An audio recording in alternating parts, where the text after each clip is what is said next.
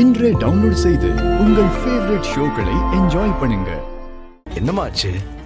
வந்ததுல இருந்தே ஏன் ஒரு மாதிரியா இருக்கு? என்ன சிந்திரா, ஏன் டல்லா இருக்க? உடம்பு ஏதாவது சரியில்லையா?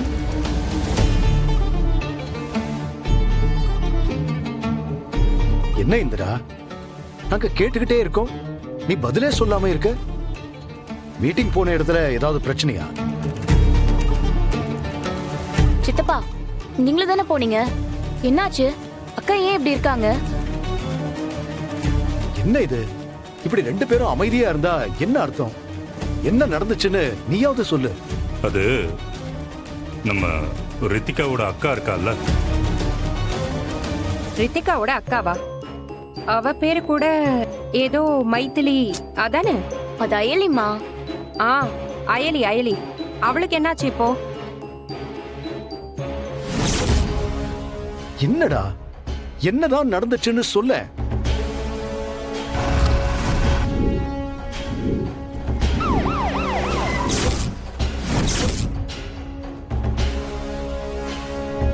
இவரு குழந்தைய கிட்னாப் பண்ண வரல.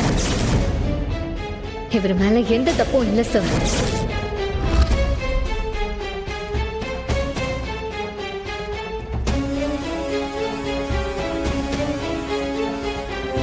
இதை வச்சே இந்த கல்யாணத்தை எப்படியாவது நிறுத்துறேன். அந்த செழியனுக்கு சப்போர்ட் பண்ணி நம்ம இந்திராணி அவர் ரொம்ப அசிங்கப்படுத்திட்டா. அது என்னவோ தெரியல, சொல்லி வச்ச மாதிரி எங்க கிட்ட ஒரு வார்த்தை கூட அந்த பொண்ணு பேசல. ஆனா போலீஸ் கிட்ட மட்டும் செழிய மேல எந்த தப்பும் இல்ல, அவன் நல்லவன் வல்லவன் மூச்சு விடாம சப்போர்ட் பண்ணி பேசிக்கிட்டு இருக்கா. அந்த பொண்ணு எதுக்கு அப்படி பண்ணணும்? வேற என்ன, திமிருதான். நிச்சயதார்த்தம் முடிஞ்சிருச்சுல்ல, அதான் மாப்பிள்ளை வீட்டுக்காரங்கிற மரியாதை விட்டு போச்சு. இதுக்குதான் நம்ம தகுதிக்கு கீழே இருக்கிற குடும்பத்துல சம்பந்தம் வச்சுக்க கூடாதுன்னு தலையால அடிச்சுக்கிட்டேன். இப்ப பாருங்க, அவங்க புத்திய காட்டிட்டாங்கல்ல.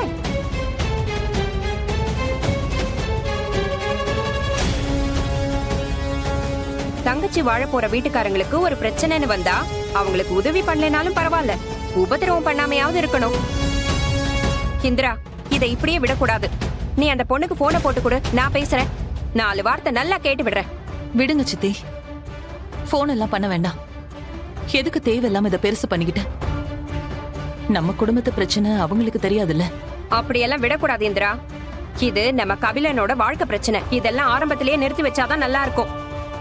வேணாம், இதை விட்டுருங்க. நீ போனை கொடு, நான் பேசிக்கிறேன். நான் பேசிக்கிறேன், இரு. நான் பேசுறேன், இரு.